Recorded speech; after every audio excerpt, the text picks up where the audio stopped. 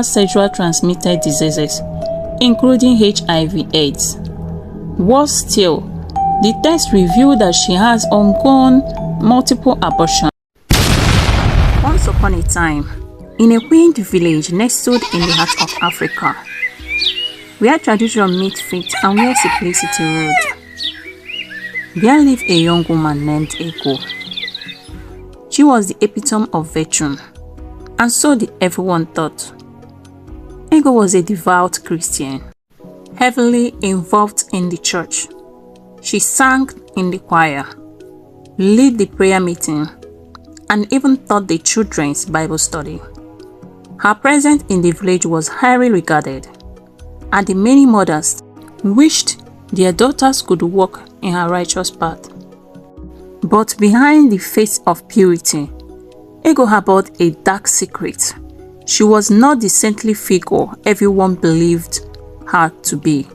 Behind the closed doors, away from the secretive eyes of the villagers, Ego lived a double life. Ego was admired by many, especially by the women like Mama Chioma, who had two daughters, Amaka and Ifeoma. Mama Chioma would constantly berate her daughters for not being a holy and hardworking as Ego.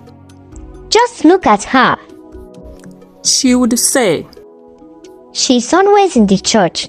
She's always doing the right thing. Why can't you both just be more like her? Amaka and Ifeoma, both in their late teens, silently enjoyed their mother's scolding, though it filled them with frustration. They were girls, obedient and well-mannered, but their mother's obsession with Ego made them feel inadequate. Meanwhile, Mama Nonso, another prominent figure in the church, was equally impressed by Ego's supposed holiness. She had a son, Nonso, who lived in the city, working as an engineer. Mama Nonso was determined to find a virtuous woman for her son, and she believed she had found the perfect match in Ego. Unbeknownst to the village, Ego led a life filled with deception.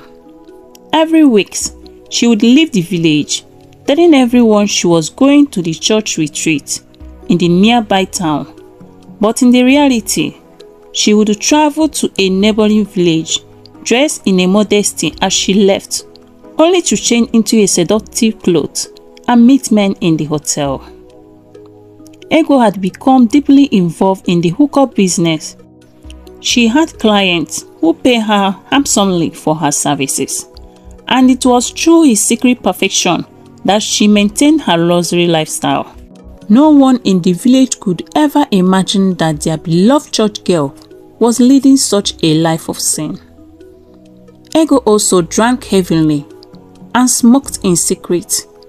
The money she earned from prostitution fueled her reckless lifestyle.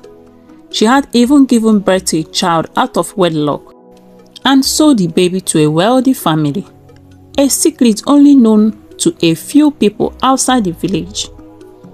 As time passed, Mama Nonso grew more eager to see Ego married to her son, Nonso. Her son already had a fiancée, Chioma, a city girl with a good job and a loving heart. But Mama Nonso believed that Ego's purity and village upbringing would make her a better wife for her son. One Sunday after church, Mama Nonso approached Ego. My dear, you're such a good girl. I've been thinking, how will you feel about getting married? I have a son, Nonso. He's doing very well in the city. I think the both of you will make a wonderful match. Ego's heart raised. Marrying Nonso would elevate her status and give her access to wealth she could only dream of. She smiled and pretended to be shy. Mama Nonso, I don't know what to say. Think about it, my dear. I'll arrange for us to travel to the city to meet him. I'm sure he will be happy to see you. Mama Nonso said with a satisfying grin, already picturing Ego as her future daughter-in-law. Back in the village, Rumors about Ego began to swell, though they were mostly dismissed. A few people who noticed Ego's frequent trips and would wonder why a church girl would need to travel so often. Some villagers even suspected that Ego was not as holy as she appeared, but without proof, no one dared to confront her. Amaka and Ego, tired of their mother's constant comparisons, began to question Ego's behavior. They confided in their friend Nena, who had already heard whispers about Ego's secret trips. Together, the three girls decided to keep an eye on Ego, hoping to uncover the truth. Ego and Mama Nonso traveled to the city to meet Nonso. When they arrived, Ego was impressed by the luxury of Nonso's home. It was clear that Nonso was well off, and Ego's greed took hold. She was determined to secure a marriage with him, no matter what. Nonso, however, was not as easily impressed. He loved his fiancée, Chioma, and wasn't interested in his mother's attempt to push him towards Ego. Still, he agreed to meet her out of respect for his mother. During their brief meeting, Nonso was polite but distant. Ego, sensing that he wasn't interested, tried to charm him with her sweet words and innocent demeanor. But Nonso remained different. His mind focused on Chioma. During her stay in the city, Ego suddenly fell ill. She was rushed to the hospital, where the doctors ran several tests. The results shocked everyone. Ego was diagnosed with several sexually transmitted diseases, including HIV/AIDS. Worse still, the test revealed that she has undergone multiple abortions. Mama Nonso was devastated. The truth about Ego's life began to unravel before her eyes. The woman she had believed to be a holy and virtuous girl was, in fact, living a life of sin. Horrified and ashamed, Mama Nonso quickly sent Ego back to the village and informed her son that she had made a terrible mistake.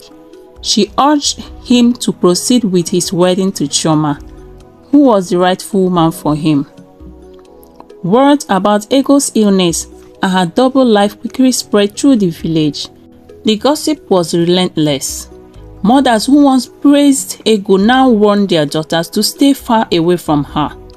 Mama Chioma, who had treated her daughters harshly in comparison to Ego, was filled with regret. She realized that she had unfairly judged Amaka and Ifeoma, who had always been good girls. Amaka and Ifeoma, relieved that the truth had come out, forgave their mother and moved forward with their lives, grateful that they had not fallen into the trap of trying to be someone they were not. Ego returned to the village in disgrace. Her reputation was ruined, and she had no one to turn to. The money she has earned from her secret life was gone, and she was left to face the consequences of her actions. But despite the shame and the illness that plagued her, Ego found herself in a crossroad. One day, as she sat alone in her small hut, she thought about the choices she had made. She had deceived the people who loved her, lived a life of sin, and destroyed her own future. But there was still a small glimmer of hope. Ego decided that she could not undo the past, but she could seek forgiveness and try to live a better life. Ego went to the church, not to lead a service or pretend to be holy, but to ask for forgiveness. She confessed her sin to the priest, who was shocked and surprised of her guidance and support. Ego knew that regaining the trust of the villagers would take a long time, but she was determined to try. As the years passed, the village slowly moved on from the scandal of Ego's double life. Nonso married Chioma, and their wedding was a joyful occasion. Amaka and the Ifeoma blossomed into young women with bright futures. no longer living in the shadow of Ego's false reputation. Ego, though still dealing with the consequences of her past, found peace in her heart. She decided to dedicate herself to helping others, especially the young girls, so they wouldn't make the same mistake she had made. Though she could never fully erase the pain she has caused, Ego learned that redemption was possible for anyone who is willing to seek for it. And in the end, the village learned a valuable lesson, that the appearance could be deceiving, and the true goodness comes from within. The end.